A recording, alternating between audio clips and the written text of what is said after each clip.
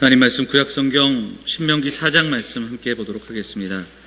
신명기 4장 1절부터 14절까지의 말씀을 함께 교독하도록 하겠습니다. 구약성경, 제가 가지고 있는 성경으로는 구약의 267면에 있는 4장 1절부터 14절까지의 말씀을 함께 교독하겠습니다.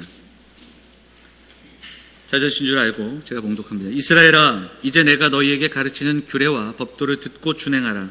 그리하면 너희가 살 것이요 너희 조상의 하나님 여호와께서 너희에게 주시는 땅에 들어가서 그것을 얻게 되리라.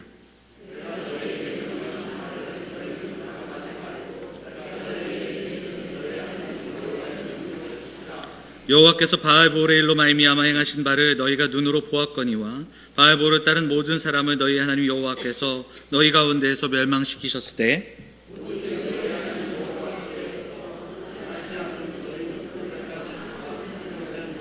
내가 나의 하나님 여호와께서 명령하신 대로 규례와 법도를 너희에게 가르쳤나니 이는 너희가 들어가서 기업으로 차지할 땅에서 그대로 행하게 하려 함인즉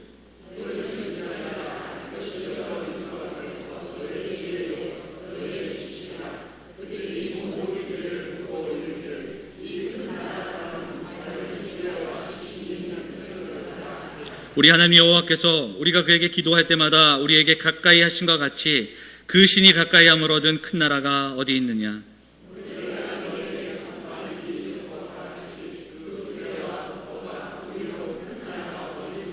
오직 너는 스스로 삼가며 네 마음을 힘써 지키라.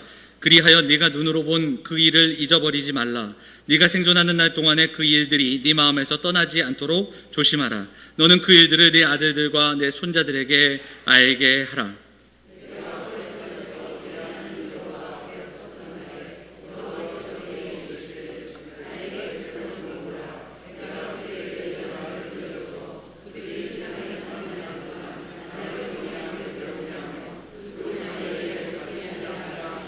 너희가 가까이 나와서 산 아래에 서니 그 산에 불이 붙어 불길이 충천하고 어둠과 구름과 흑암이 덮였는데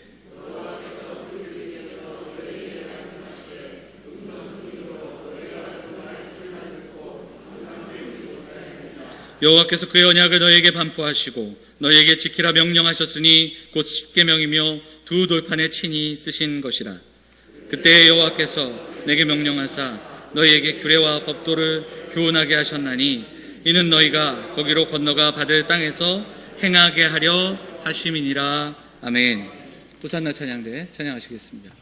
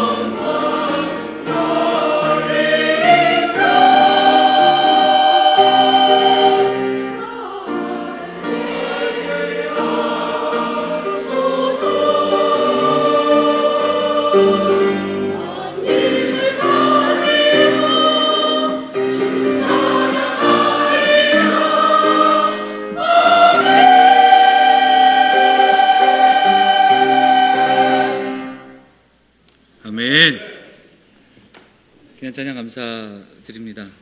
할렐루야. 한 주도 평안하셨습니까? 이제 더운 계절이 시작이 되는데 성도들의 추타 소식도 좀 많이 들리고 또 여기저기 또 다녀오신다는 이야기도 주중에 이제 듣게 됩니다.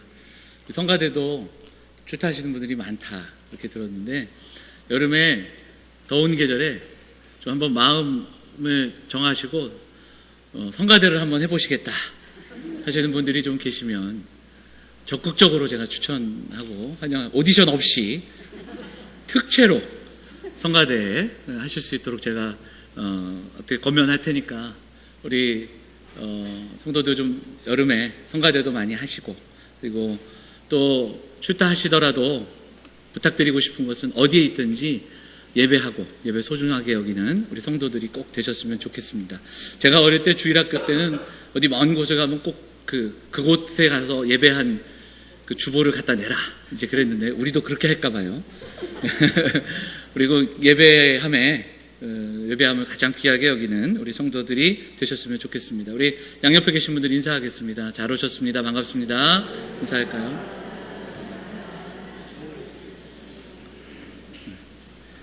말씀 나누기 전에 제가 우리 성도들에게 좀 부탁드린다는 말씀, 아니 부탁이라기보다는 꼭 좀 한 번 정도 정리할 필요가 있는 말씀들이 있어서 한 가지를 좀 짚고 넘어가도록 하겠습니다. 우리 성도님들께서 질문을 가끔씩 하세요. 네, 질문하시고 묻으시는 게 있는데 그 질문이 좀 상충될 때가 있습니다. 좀 반대의 질문을 하실 때가 있어요. 그래서 그 몇 가지 중에 하나인데 아멘에 대한 이야기를 좀 나누고 싶습니다. 어떤 분은 우리 교회 너무 아멘이 없다. 우리 아멘 안 한다. 아멘 뜨거움이 없다라고 막 말씀하시는 분들도 계십니다. 그러면서 오히려 그렇게 얘기하시는 분들도 계시죠. 반대로 아멘을 자꾸 왜 이렇게 시키는지 모르겠다. 이렇게 하시는 분도 계십니다. 제가 아멘을 이렇게 자꾸 막 시키고 그러지는 않은데 아마도 강사 목사님들 오시고 가시고 나면 이런 질문들이 좀 많아요. 강사 목사님들 스타일상 또 거기에 맞게 또 여러 번 아멘을 하게 되면 그러고 나서 질문하시는 경향이 있는 것 같습니다. 그래서 이제 횟수가 좀 달라지기도 하죠. 전 우리가 신앙 공동체니까 우리가 좀 이 아멘에 대한 그 견해들을 좀 정리할 필요가 있겠다 싶습니다. 첫째로 아멘을 불필요하게 반복하거나 아멘이 강요돼서는 안 됩니다. 아멘을 위한 아멘을 해서는 안 됩니다. 이것은 사실 여러분들에게 할 얘기가 아니라 저 스스로에게 할 얘기겠죠. 강단에서 목회자가 다짐하고 또 다짐해야 될, 지켜야 할 내용입니다.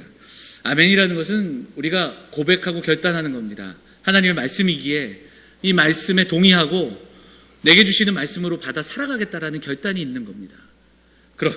그런데 이 아멘이 마치 장단에 맞춰서 추임새를 넣듯이 그리고 분위기를 돋두듯이 그런 도구가 돼서는 절대로 안 됩니다.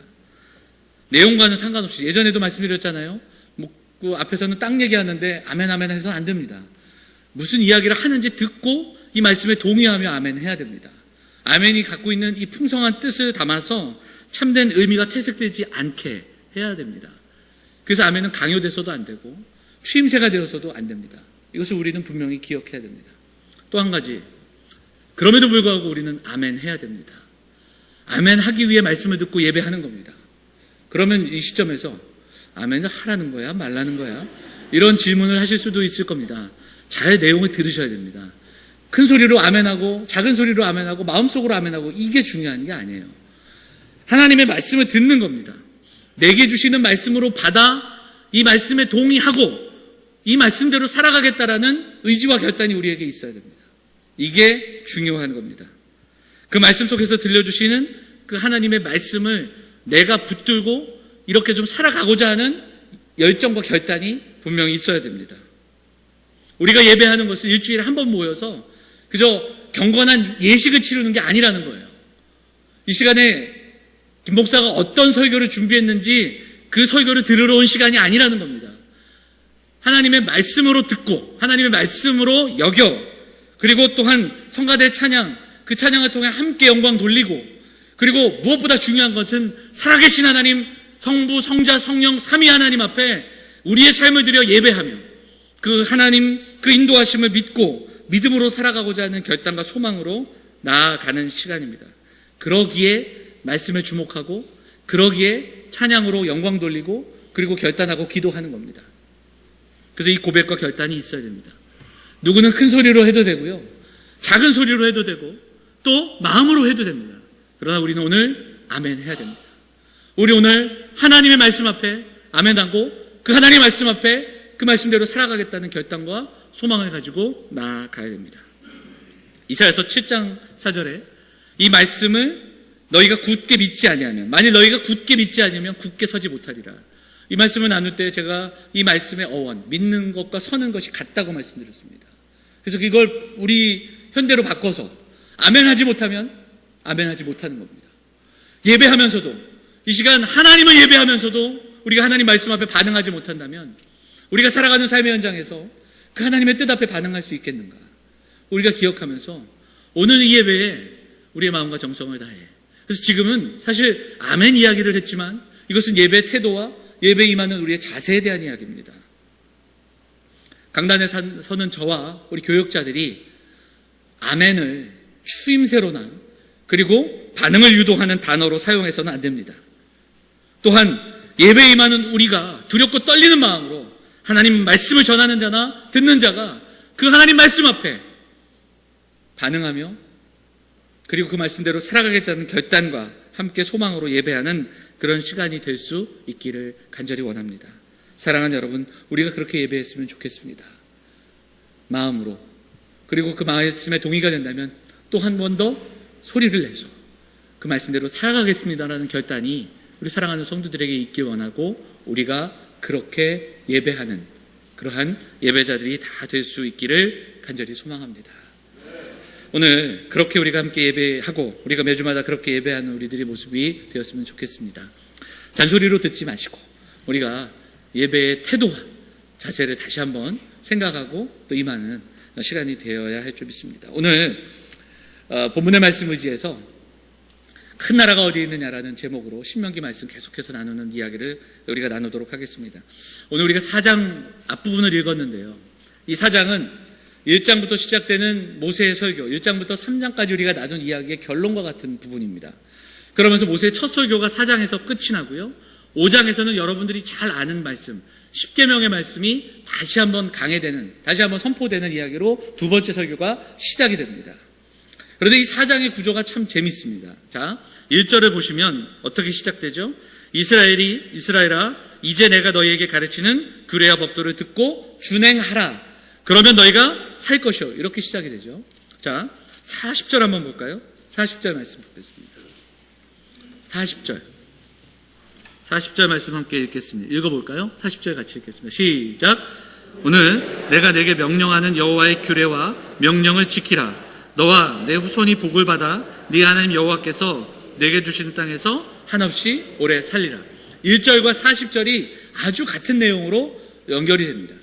또 말씀을 좀 보시면 눈으로 보겠습니다. 6절, 7절, 8절 말씀에 어떤 이야기가 있냐면 이 큰 나라가 어디 있느냐? 이 큰 나라가 어디 있느냐? 이렇게 질문하고 있습니다.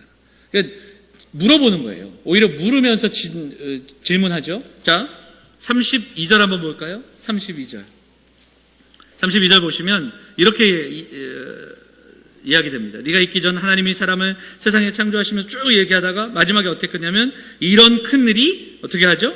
있었느냐? 이런 일을 들은 적이 있었느냐? 묻습니다.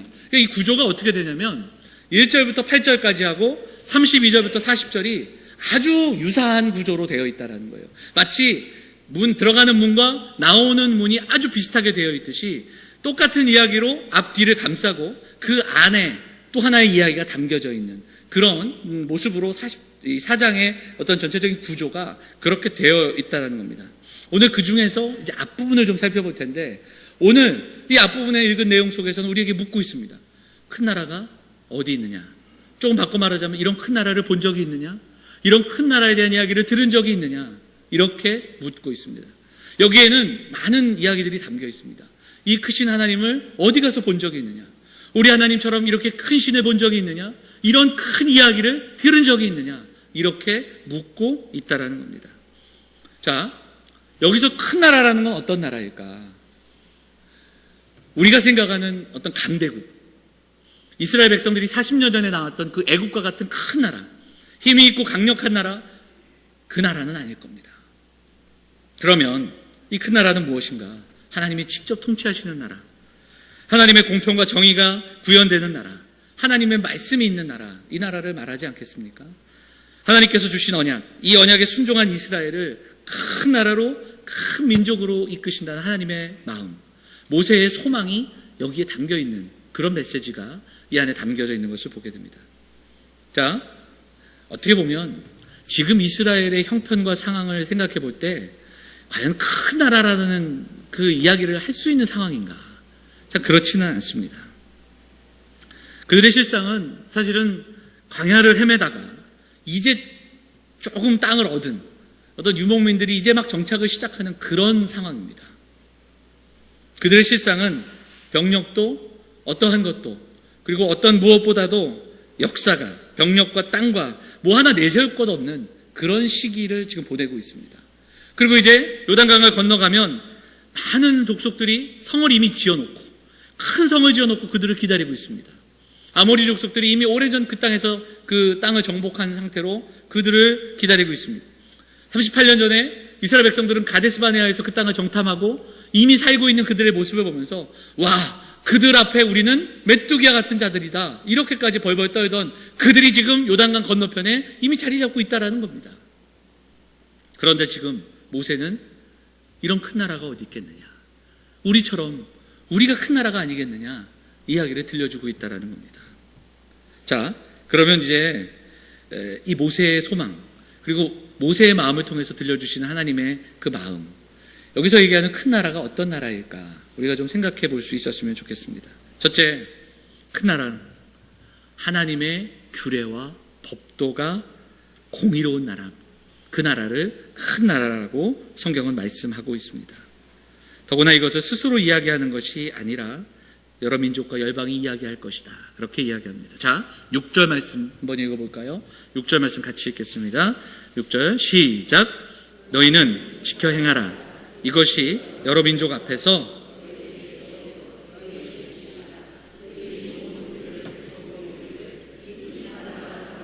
과연 지혜와 지식이 있는 백성이로라 하리라, 이렇게 되어 있습니다. 일반적으로 규례는 법령, 법들을 의미합니다.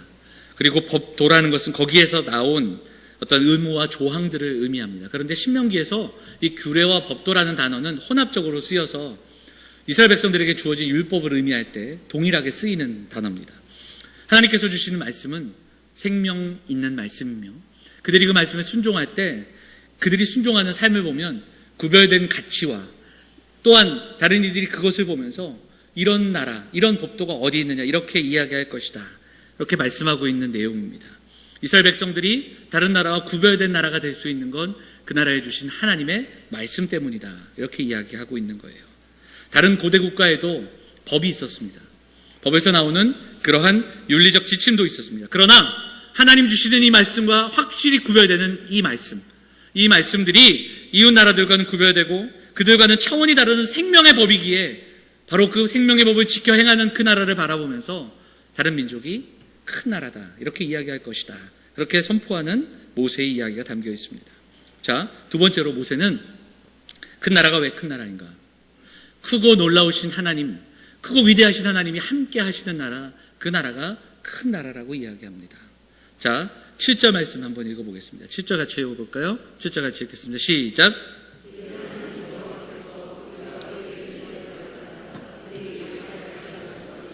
그 신이 가까이함을 얻은 큰 나라가 어디 있느냐, 이렇게 말씀합니다. 규례와 법도가 뚜렷이 다르다 하더라도 이스라엘은 지금 광야를 헤매는 유목민입니다. 그럼에도 불구하고 모세는 하나님과 이스라엘의 관계를 이야기하고 있는 겁니다. 하나님 앞에 이렇게 사랑받는 민족이 있느냐, 이렇게 하나님의 기도를 들으시고 응답하시고 인도하시는 이 나라가 큰 나라가 아니겠는가 선포하고 있는 겁니다. 이런 관계가 어디 있는가, 이런 하나님이 어디 있는가, 하나님이 피조물과 언약을 맺으시고 이 언약을 신실하게 지켜가시는 이런 일들을 어디서 본 적이 있는가? 이런 은혜가 어디 있는가? 이런 법, 이런 나라를 본 적이 있느냐? 질문하고 있는 겁니다. 자, 저는 여기서 당시 고대 근동, 그러니까 이스라엘 백성들이 들어가는 가나안 땅을 중심으로 하고 있는 그 고대 근동 지방에 많은 신들이 있었습니다. 그러면 하나님과 그들이 다른 점이 무엇일까? 어떻게 차이점이 있는가를 좀 나눠보고 싶습니다. 이스라엘 백성들이 살던 그 근동 지방에는 당시 이스라엘이 믿던 여호와 하나님, 그리고 그 지방에 신들이 있었습니다. 당시 대부분의 국가는 다신교였습니다. 수많은 신들을 섬겼어요. 신이 많았고 그 신들을 다 섬겼습니다. 물론 그 중에 일신교도 있었습니다. 근데 일신교는 뭐냐면 신은 많은데 그 중에 하나를 선택해서 섬기는 겁니다. 그런데 이스라엘 백성들 그들에게 주시는 말씀과 그들이 섬기는 하나님은 유일하신 하나님이셨습니다. 유일신 사상. 이 다신교의 특징 가운데 하나는 신들은 많은데 그 신들도 계급이 있는 겁니다. 신들도 능력에 차이가 있습니다. 그래서 그 높은 신이 안식하고 그 높은 신이 안식하기 위해서 이 아래에 있는 신들은 부지런히 일합니다. 그런데 여러분, 이 구조가 어떤 구조냐? 삼각형, 피라미드의 구조인데 이 신들의 모습 그대로 백성들도 그렇게 살아갑니다. 고대 사회가 가지고 있었던, 오랫동안 있었던 그 구조, 신의 대리인인 왕, 그 왕과 귀족들이 누리며 살아가기 위해 그 아래에 있는 백성들과 노예들은 노동을 하며 땀을 흘리며 착취하고 억압당하는 그 구조로 살아갑니다. 그런데 이스라엘 백성들에게 주셨던 말씀과 이스라엘 백성들을 만나주셨던 하나님은 다릅니다. 하나님은 직접 일하시는 하나님이셨고요, 그 하나님은 안식하셨습니다. 근데 그 안식을 피조물에게 허락하신 하나님입니다. 하나님이 안식하기 위해 우리가 일해야 되는 게 아니라 하나님이 안식하셨고 그 안식의 원리를 피조물에게도 주셨습니다. 심지어 율법에 보면 그 안식을 누가 누리는가? 여자와 과부, 고아, 그리고 심지어는 이방인들도 그 안식의 법을 동일하게 누릴 수 있도록 허락하신 하나님이셨습니다. 이것이 큰 차이점입니다. 또한 두 번째로 보면 고대 근동의 우상들과 신들은 짝신이 있었습니다. 남여의 신이 있었어요. 대표적인 게 뭡니까? 바알과 아세라입니다. 그 외에도 남여 신이 있습니다. 오늘도 우리가 읽었던 본문에 보면 바알 부올의 일로 말미암아 행하신 바, 광야에서 그들이 그 잘못된 우상을 숭배하면서 음행을 저질렀던 그런 일들이 민수기서 20장에 나옵니다. 그 일로 인해 이스라엘 백성들이 2만 명이 넘는 사람들이 질병을 겪게 되고 죽게 됩니다. 오늘 하나님은 그들에게 말씀하십니다. 하나님께 붙어있던 자들이 살아있지 않았느냐. 하나님은 짝신이 없으세요. 근데 여기서 중요한 건 뭐냐면 하나님은 이스라엘을 오히려 어떻게 대하시냐면 자신의 신부로 대하셨다라는 겁니다. 남신과 여신이 있어서 그 신전들에서 음행이 있고 또 그들이 그 신전에서 행하는 그 자극적인 일들이 없고, 오히려 하나님은 이스라엘을 신부로 여기셨고, 그 이야기가 성경에 어디에 구체적으로 나옵니까? 호세아서에 나옵니다. 이사야서에도 이 이야기들이 또한 나옵니다. 이런 관계 맺음이 정말 다르다는 겁니다. 놀라울 수밖에 없는 관계 맺음. 피조물과 이스라엘을 어떻게 하나님이 대하시고 있는가, 이 이야기가 또한 선포되는 겁니다. 한 가지 더, 오늘 우리가 예배 시작하면서 아멘 얘기하고 예배에 대한 태도를 이야기했는데 제사에 대한 이야기들이 다릅니다. 제사라는 자체, 그 제사라는 행위가 거룩한 것이 아닙니다. 행위 자체가 거룩한 것은 없습니다. 마음을 다해 예배해야, 마음을 다해 제사할 때 그때 하나님이 그 제사를 받으시는 겁니다. 여러분, 창세기에 보면 인류 최초의 살인사건이 있는데 그 살인사건의 배경이 되는 그 내용이 뭐였습니까? 제사였습니다. 이건 주목해야 됩니다. 가인의 제사는 연락되지 않고 아벨의 제사는 연락되었습니다. 이로 인해 가인이 아벨을 죽이게 됩니다. 우리가 아주 오래전 신학에서는 이것을 피해 제사로 드렸느냐 안 드렸느냐로 설명하기도 하는데 그렇지 않습니다. 왜냐하면 레위기에 보면 곡식의 제사가 분명히 있었기 때문입니다. 창세기를 가만히 보면 창세기 4장에 분명히 말씀하십니다. 아벨과 아벨의 제사는 연락되었고 가인과 가인의 제사는 연락되지 않았다. 이 이야기를 통해서 우리가 정리할 수 있는 것이 하나가 있다면 그것은 무엇인가? 그것은 하나님이 보시는 것이 재물보다 재물을 드리는 헌제자의 마음이라는 겁니다.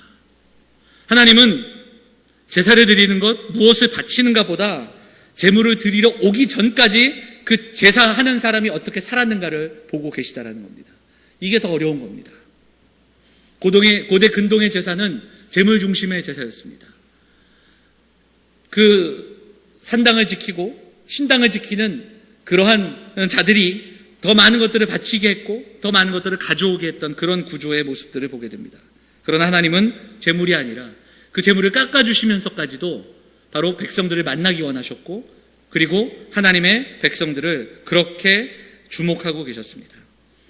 이것은 오늘 우리가 주일 성수라고 얘기하는, 그래서 우리가 예배하는 것을 다시 한번 묵상하게 됩니다.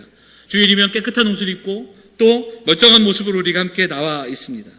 함께 모여 예배하는 이 예배가 하나님 앞에 드려지는 예배가 되기 위해서는 우리가 오늘 어떠한 예물을 드리는가, 우리가 어떤 모습으로 나오는가 보다 더 중요한 것, 우리가 지난 한 주 동안 어떻게 살았는가를 하나님 분명히 보고 계시다는 겁니다. 우리의 예배, 우리를 받으시는 하나님이시라는 겁니다. 우리가 한 주간 동안 살아온 삶, 6일 동안 살아온 삶, 멀쩡하게 아무 일 없이 나온 것 같지만 우리의 가족 가운데 우리가 어떻게 서로를 대하며, 우리가 살아가는 삶 속에서 만났던 수많은 사람들 속에서 우리는 어떻게 살아왔으며 그 삶을 하나님 지켜보고 계시다는 겁니다. 우리는 분명히 이것을 잊지 말아야 됩니다. 이스라엘이 이것을 잊고 살아갑니다. 하나님의 말씀이 얼마나 귀하며, 하나님이 허락하신 이 안식이 얼마나 귀하며, 하나님을 만날 수 있는 이 제사라는 이 통로를 임하는 우리들의 삶이 어떤가, 이것도 잊고 살아간다는 겁니다. 그래서 예언서를 보면, 선지서를 보면 끊임없이 선지자들이 이야기하는 핵심 중에 하나가 재물 가지고 하나님께 나오는 게 아니다. 우리가 우리의 마음을 다해 하나님께 예배해야 된다. 그 당시 둘러보면 무엇을 드렸는가, 무엇을 바쳤는가, 이것을 중요하게 여기던 수많은 우상의 자리, 그것을 바라보면서 나아갔던 사람들에게 하나님은 우리를 원하신다, 하나님은 우리의 마음을 원하신다, 그렇게 이야기하고, 그 재물보다 삶을 강조했던 신앙이 이스라엘의 그 말씀이었다라는 것을 이스라엘이 잊고 살아간다는 겁니다. 아주 일부만 살펴보았지만 우리는 이 이야기를 돌아보게 됩니다. 이스라엘 백성들에게 주셨던 여호와 신앙이 그 당시의 근동의 신앙과 이렇게 다릅니다. 그것은 우리에게도 주시는 동일한 은혜인 줄 믿습니다. 새로운 가치, 새로운 지혜였습니다. 그들이 이 말씀대로만 살아간다면, 이 말씀에 순종하며 살아갔다면 그 나라들이 그들을 부러워하며 그 나라를 바라보며 생명의 가치를 새롭게 생각하며 이 큰 나라가 어디에 있었는가 그렇게 분명히 이야기할 것이라는 겁니다. 그런데 이스라엘 백성들은 그렇게 살지 않았습니다. 이스라엘 백성들은 우상을 쫓아갔고 가나안 땅에 들어가 그 땅의 풍요만을 바라보면서 우상을 섬겼고 그 짝신이 되는 그 음란함들을 섬겼고, 그리고 하나님을 또한 버렸습니다. 모세는 지금 그들에게 막 물어보고 있는 겁니다. 그들에게 이야기하고 있는 겁니다. 가나안 정복을 앞둔 다음 세대들에게 정말 중요한 것이 무엇인지, 병력과 무기와 작전이 아니라 우리 하나님이 얼마나 크신 분이신지, 우리 하나님께서 우리에게 허락하신 이 말씀대로 살아가는 것이 얼마나 복된 길인지 그 이야기를 들려주고 있는 겁니다. 왜 그들이 큰 나라, 큰 백성인지를 다시 한번 기억하라고 말씀하고 있는 겁니다. 사랑하는 여러분, 오늘 교회로, 성도로 부름받은 우리에게도 주시는 동일한 말씀입니다. 왜 우리가 성도이고 왜 우리가 교회인지를 기억해야 됩니다. 이스라엘을 신부 삼으시고 그 말씀을 허락하신 하나님께서 저와 여러분을 신부 삼으시고 교회 삼아 주셨습니다.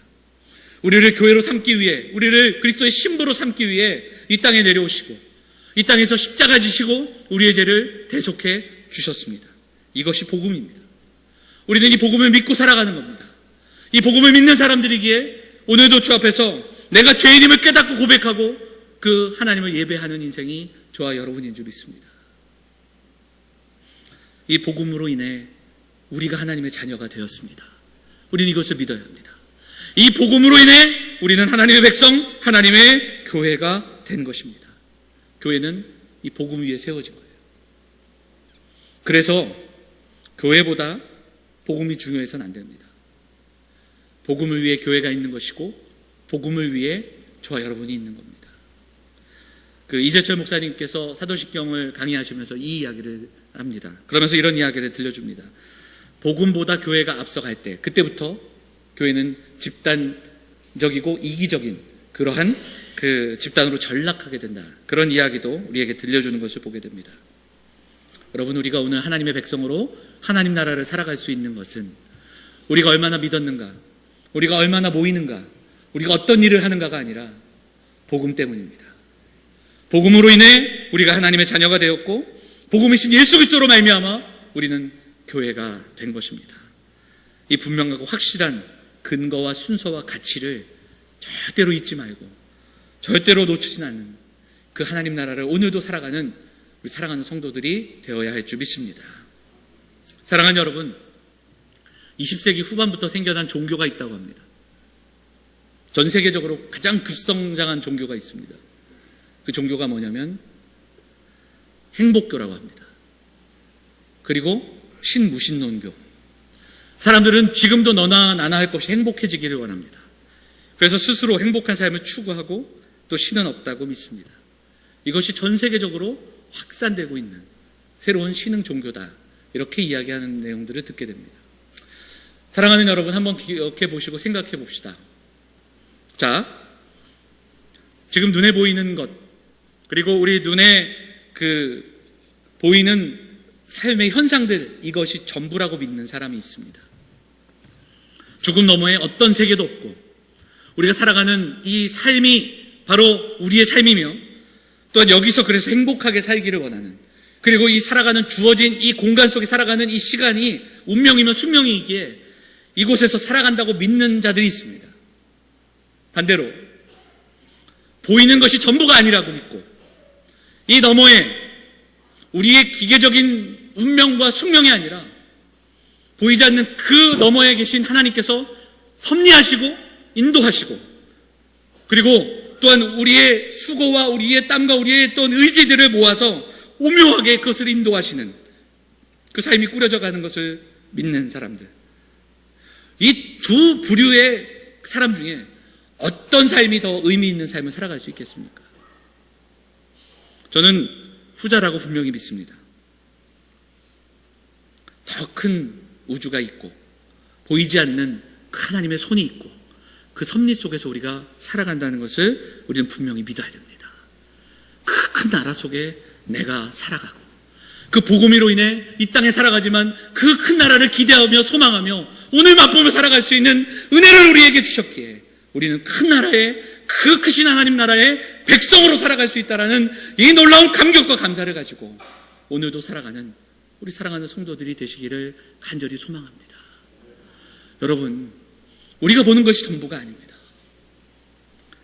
말씀을 준비하면서 참 여러 가지 생각을 했는데, 여러분 이번 주 어떻게 보내셨습니까?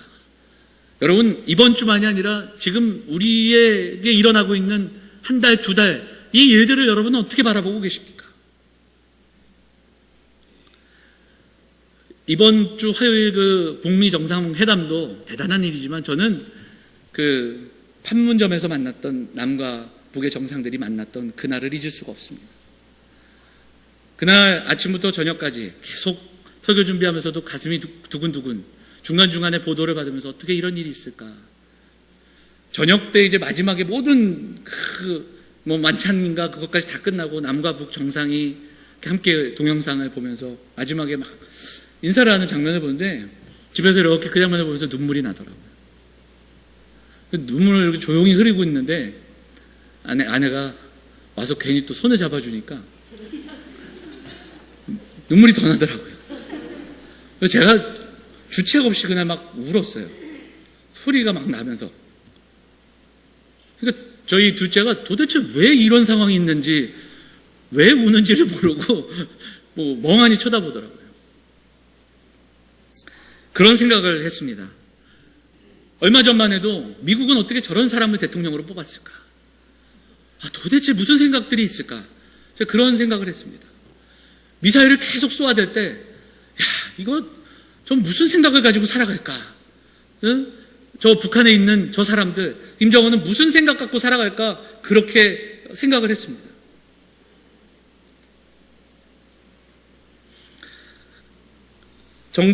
전직 대통령들이 또 감옥에 가고, 대통령 선거는 1년이나 먼저 치러지면서 있었던 그 수많은 일들, 많은 사람들이 이게 나라냐 하면서 외치고 막 그 이야기들 속에 참 이런 상황들을 어떻게 받아들이고 해석해야 될지 참 만감이 교차했던 시기들을 우리가 보냈습니다.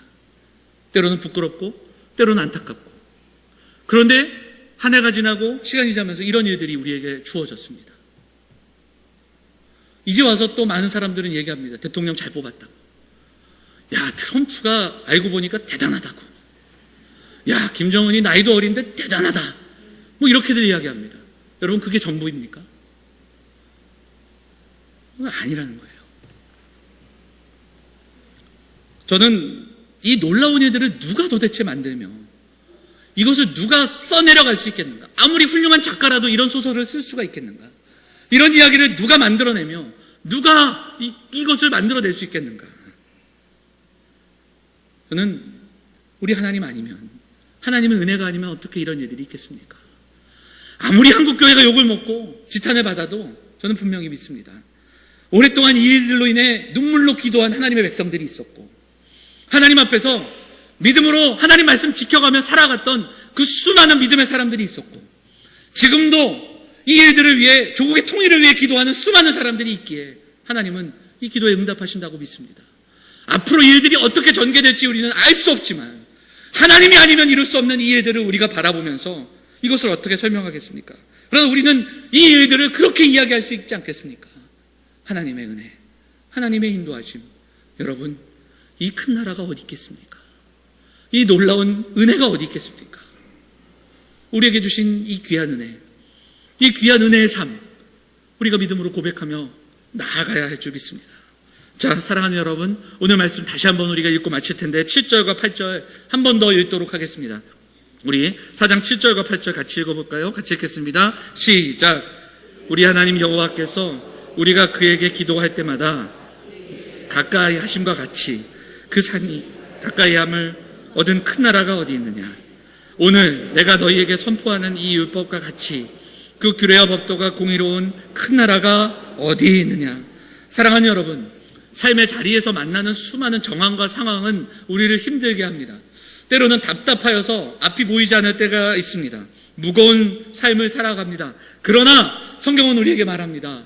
우리가 살아가는 이 나라가 어떤 나라인가? 우리는 대한민국에 살아가지만 이 땅에 이미 허락된 이 땅에 임한 하나님의 나라를 우리가 살아갑니다.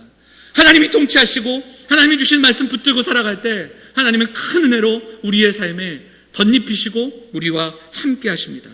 가나안 땅에 들어가는 그 백성들에게 모세는 그 먼 나라를 바라보며 그 하나님의 꿈과 하나님의 비전을 선포하면서 우리가 이 말씀 붙들고 살아간다면 우리가 하나님의 뜻이 되고 하나님의 복의 통로가 되는 그 놀라운 꿈들을 꾸며 오늘 그들에게 이 큰 나라가 어디 있겠느냐 이야기하고 있습니다.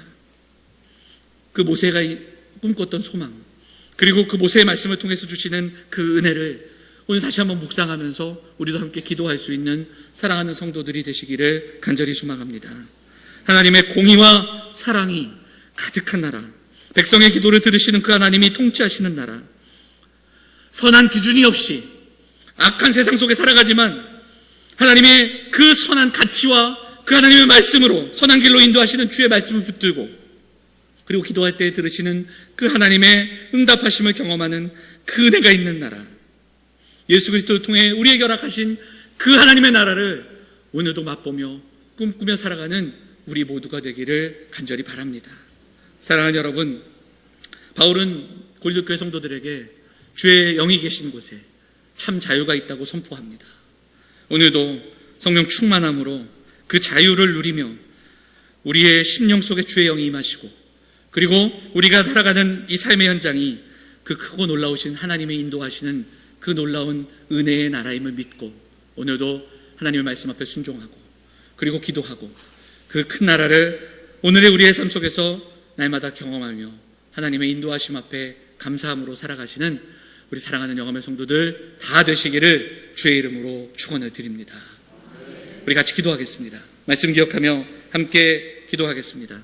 기도하실 때 우리의 무기력한 신앙의 자리를 떠나게 하시고 우리를 섭리하시고 우리를 통치하시는 그 하나님 나라를 부둥켜 안고 살아갈 수 있도록 하나님 우리에게 힘과 용기를 주십시오. 아멘하며 살아갈 수 있도록 말씀 앞에 순종하며 그 나라를 경험하며 살아가는 우리가 되게 해달라고 같이 함께 기도하도록 하겠습니다. 같이 기도하겠습니다. 사랑과 은혜가 풍성하신 하나님, 오늘도 예배하며 나아갑니다. 하나님, 이 시간 우리 성도들의 마음을 위로하여 주시고 힘주셔서 하나님, 여전히 힘들고 여전히 아픈 오늘을 살아가지만 하나님, 답답한 앞이 보이지 않는 그러한 삶을 걸어가지만 하나님, 우리의 허락하신 이 은혜의 나라, 우리에게 허락하신 하나님의 나라를 오늘도 소망하며 꿈꾸며 나아가는 우리 성도들이 다 될 수 있도록 하나님 인도하여 주옵소서.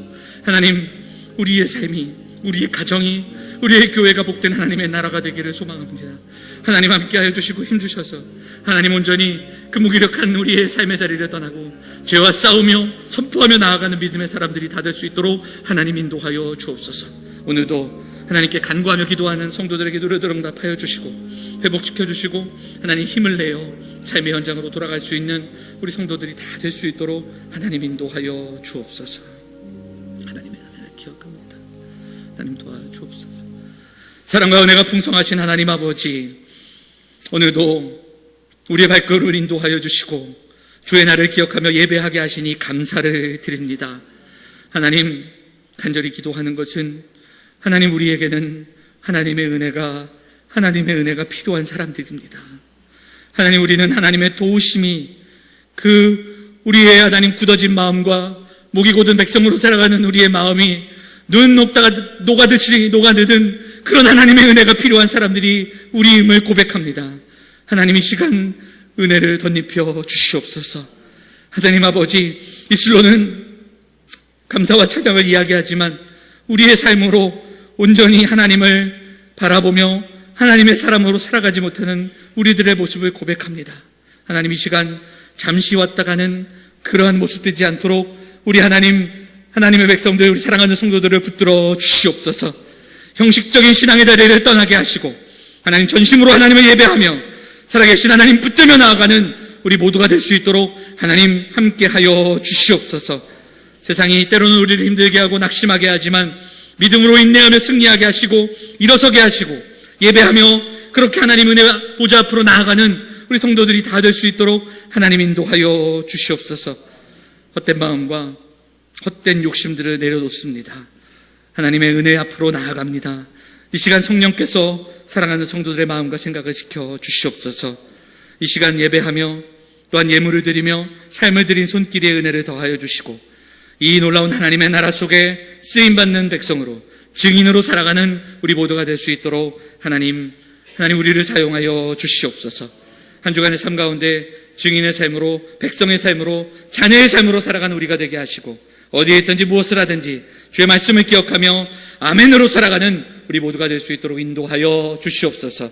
이 모든 말씀 우리 권하신 예수 그리스도의 이름으로 감사하며 기도하옵나이다. 아멘.